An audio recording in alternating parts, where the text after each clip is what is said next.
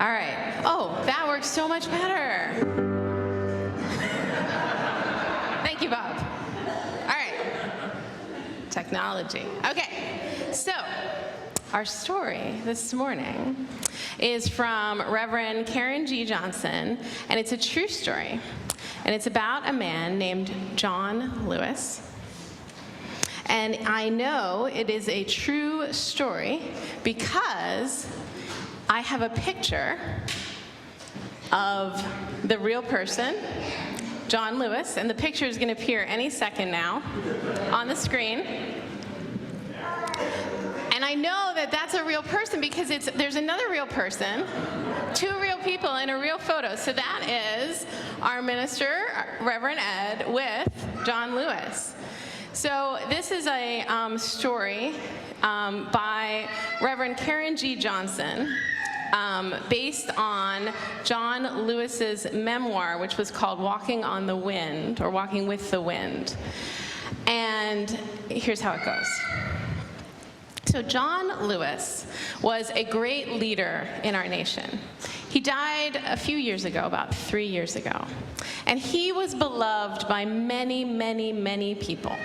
He did a lot of really amazing, wonderful work for justice in our country. John Lewis wanted everyone to be free. He wanted everyone to have fairness, and he worked for justice among all people. He tried to encourage people to do their absolute best and to do even just a little bit more in the fight for justice and anti-racism. Now, John Lewis tells this story about something that happened when he was growing up. He grew up and he had a really, really big family with lots and lots of children, lots and lots of cousins. And he tells this story about when he was a child, and there was this day when he was playing with a bunch of his cousins and friends. There were about 14 kids playing at his aunt's house. They were all playing outside, running around, having a lot of fun. And a big storm started to come up, started to blow. Have you ever been outside playing with a bunch of kids, maybe just by yourself, and a big storm comes up? Maybe it's a summer day. Yeah, I'm seeing some hands. So maybe it's a summer day and it's one of those bright sunny days, and then all of a sudden the sky gets really dark and it almost feels like it's nighttime even though you know it's the middle of the day. Yeah, you've had that experience. So it felt like that. And the wind started to blow, and maybe the first raindrops started to fall. So all the kids went into the aunt's house. 14 kids crowded in a pretty small house.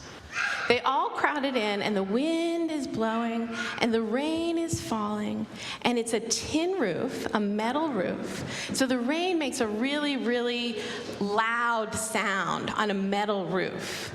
If you've ever heard the sound of rain on a metal roof, it makes a much louder sound than if it's not a metal roof. It's kind of a cacophonous sound.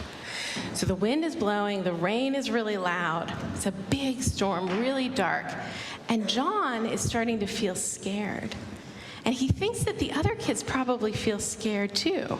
He's even starting to wonder if his aunt is feeling a little bit scared.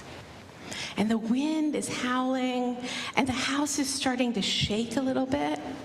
And all of a sudden, one corner of the house starts to lift up a little bit. The house starts to lift up. Oh my goodness. So John's aunt has all the children hold hands and run to that side of the house and hold down that side of the house. Can you imagine? They all held down that side of the house. And then the other side of the house starts to lift up. So all the kids run to the other side of the house and they hold down that side of the house.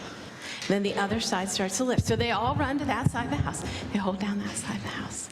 Through the whole storm, the group of children holding hands runs back and forth across the house, holding down each side of the house until the storm was over. And now I'm going to read you what John said what John Lewis said about that situation. Because I've been telling you my words. I've been summarizing his story. But I think it's better to read you what he wrote about it. So these are his words, when he was an older man telling this story.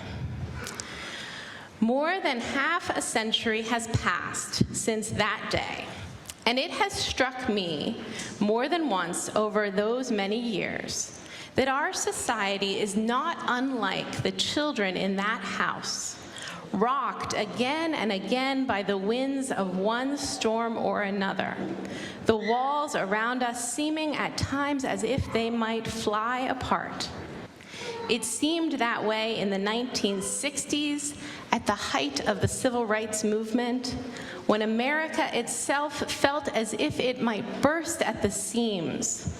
So much tension, so many storms. But the people of conscience never left the house. They never ran away. They stayed. They came together and they did the best they could, clasping hands and moving toward the corner of the house that was the weakest. And then another corner would lift and we would go there. And eventually, inevitably, the storm would settle and the house would stand still. And we knew another storm would come, and we would have to do it all over again. And we did. And we still do, all of us, you and I. Children holding hands, walking with the wind. Thank you for listening to not my story, but John Lewis's story.